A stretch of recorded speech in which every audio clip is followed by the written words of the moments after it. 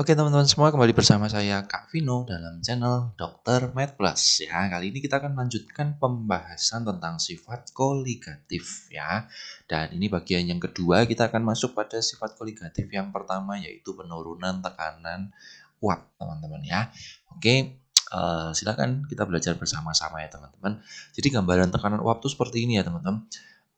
Teman-teman sudah tahu apa bedanya pelarut murni dengan larutan ya. Jadi kalau dalam pelarut murni ternyata uapnya atau gasnya itu dia punya tekanan yang lebih besar dibandingkan ketika sudah dalam bentuk larutan ya. Uap itu kan gas, jadi teman-teman bisa lihat partikel-partikel yang melayang di atas ini ya. Nah itu ternyata kan lebih kecil ketika dalam bentuk larutan. Jadi di situ disimbolkan bahwa ketika suatu pelarut murni itu ditambahkan zat terlarut, maka tekanan uap akan turun atau makin kecil ya. Makanya ini sifat koligatif yang pertama, itu kita kenal dengan namanya penurunan tekanan uap.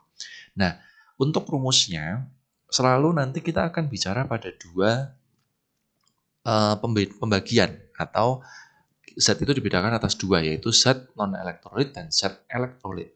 Nah, untuk zat non-elektrolit itu untuk mencari tekanan uapnya kita sebut dengan P. Itu dirumuskan sebagai NP. NP itu mol pelarut ya, mol pelarut.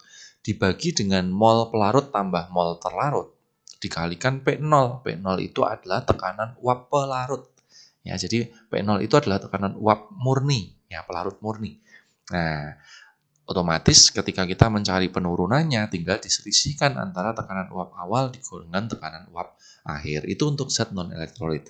Nah, ketika kita menemukan zat elektrolit, perbedaannya hanya pada yang N terlarutnya itu kita kalikan dengan I. Nah, I itu kita kenal dengan namanya faktor Van Hoff ya. Faktor Van Hoff itu dihitung sebagai 1 ditambah N-1 kali alfa.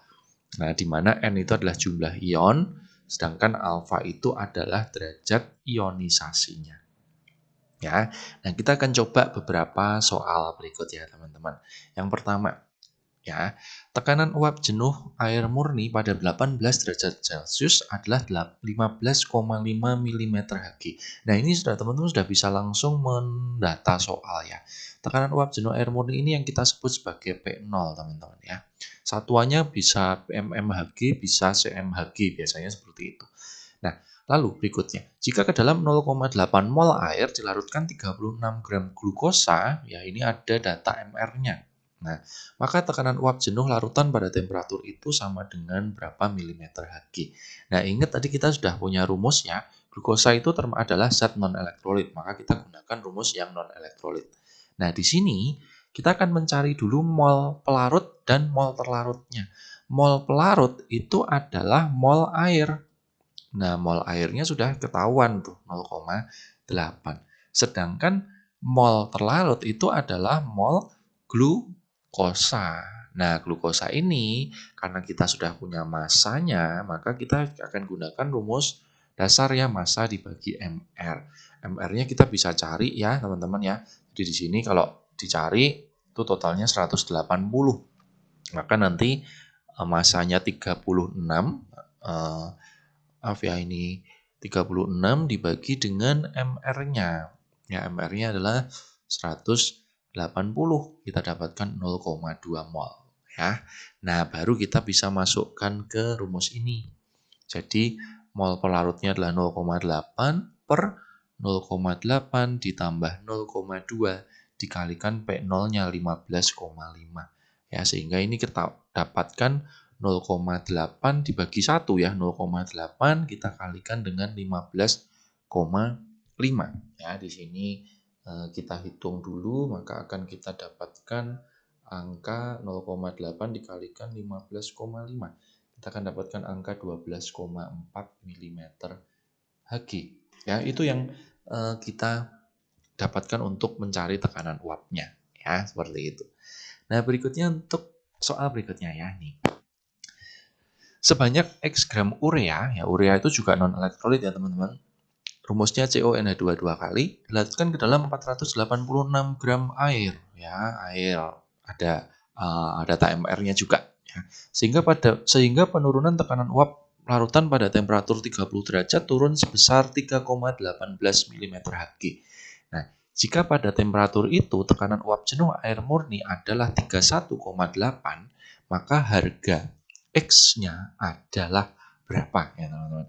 Nah, di sini mungkin kita bisa gunakan ini teman-teman. Nah, ini jadi rumusnya tadi sudah jelas ya. P adalah NP dibagi NP ditambah NT dikalikan P0. Nah, tetapi di sini kita itu sudah punya delta P ya teman-teman. Jadi turun sebesar 3,18 itu adalah delta P-nya. Delta P-nya adalah 3,18 mm Hg. Sedangkan tekanan uap jenuh murni itu adalah P0. P0-nya adalah 31,8 mm Hg. Sebenarnya ada rumus langsung teman-teman untuk mencari delta P. Tetapi seandainya teman-teman maunya menghafalkan ini aja, nggak masalah gitu ya. Kita bisa dulu mencari P-nya. Nah, P-nya itu berarti adalah P0 dikurangi delta P. Ya, P0-nya itu 31,8 dikurangi 3,18 ya, maka kita akan dapatkan angka 31,8 dikurangi 3,18. Kita akan dapatkan angka 28,62. Ini adalah P-nya. Nah, baru dari P itu kita akan masukkan ke sini nih teman-teman. Ya, masukkan ke rumus ini.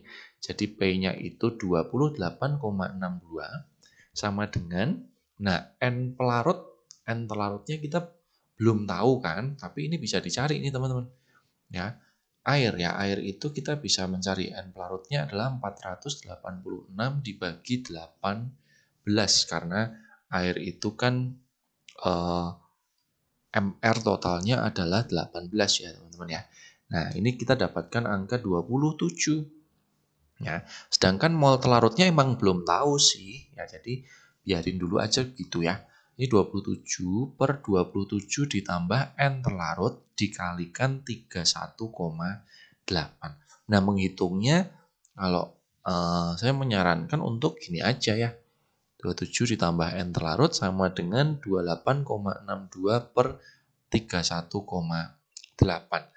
Nah, ini kita dapatkan angka 0,9 yang ini ya. Jadi 9 per 10. Nah, 9 per ini bisa kita sederhanakan 9 per 10 sama dengan 27 per 27 per plus N telarut. Nah, di sini mungkin bisa dicoret 1,3 berarti kita ketemu 27 plus N telarut sama dengan 30. Sehingga N telarutnya adalah ketemu 3 mol. Nah, baru di situ teman-teman ya. Setelah kita ketemukan N telarut ini pasti N-nya urea. Jadi kita tinggal masukkan sebagai massa per mR. Ya, molnya 3, masanya X, mR-nya urea itu 60. Ya, jadi ini CONH2 2 kali itu mR-nya adalah 60. Nah, sehingga kita dapatkan X-nya berarti 180 gram. Ya, seperti itu teman-teman. Oke, mungkin kita bahas satu soal lagi. Nah, ini nanti ada perbedaan teman-teman. Ya, sebanyak 29,3 gram serbuk natrium sulfat. Ya, ada data MR-nya. Dilarutkan ke dalam 400 gram air pada suhu 20 derajat Celcius. Jika pada suhu tersebut tekanan uap air murni sebesar 17,4 mm Hg, tentukan tekanan uap jenuh larutan. Itu. Nah, jadi ini kita sudah punya data, ini adalah P0-nya. Nah, lalu natrium sulfat. Ya, natrium sulfat itu adalah Na2SO4. Ya, Na2SO4 itu adalah elektrolit. Ya, elektrolit kuat. Ya. Nah, dari sini kita dapatkan satu data nih, teman-teman.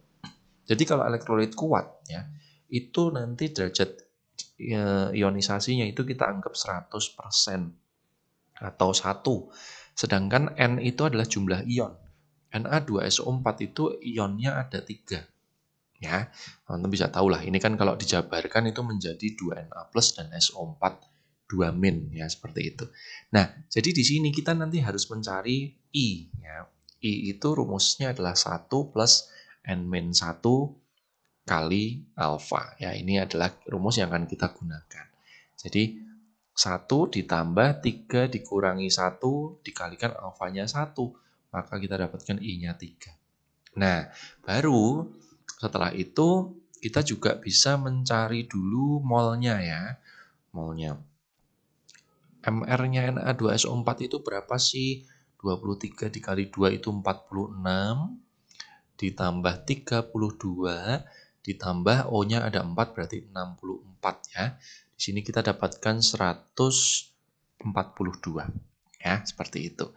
Nah, berarti dari sini kita bisa mencari molnya zat terlarutnya atau natrium sulfatnya adalah 29,3 dibagi 142 ya. Ini kita hitung dulu sebentar. 29 kita dapatkan angkanya 0,21 kira-kira ya. 0,21. Nah, baru kita masukkan sebagai rumus P-nya ya. Jadi N pelarutnya kita sudah dapatkan 400 gram air ya. Kita tambahkan N pelarutnya adalah 400 dibagi 18. Jadi air ya, air itu selalu 18 ya teman-teman ya. 400 kita bagi dengan 18, kita dapatkan angka 22,22. Nah, berarti kita tinggal masukkan di sini 22,22 dibagi 22,22 ditambah 0,21 dikali 3 ya, karena ada I-nya. Lalu kita kalikan sebagai dengan 17,4. Oke ya. Jadi di situ kita dapatkan angka sebentar ya. 0,063. Ini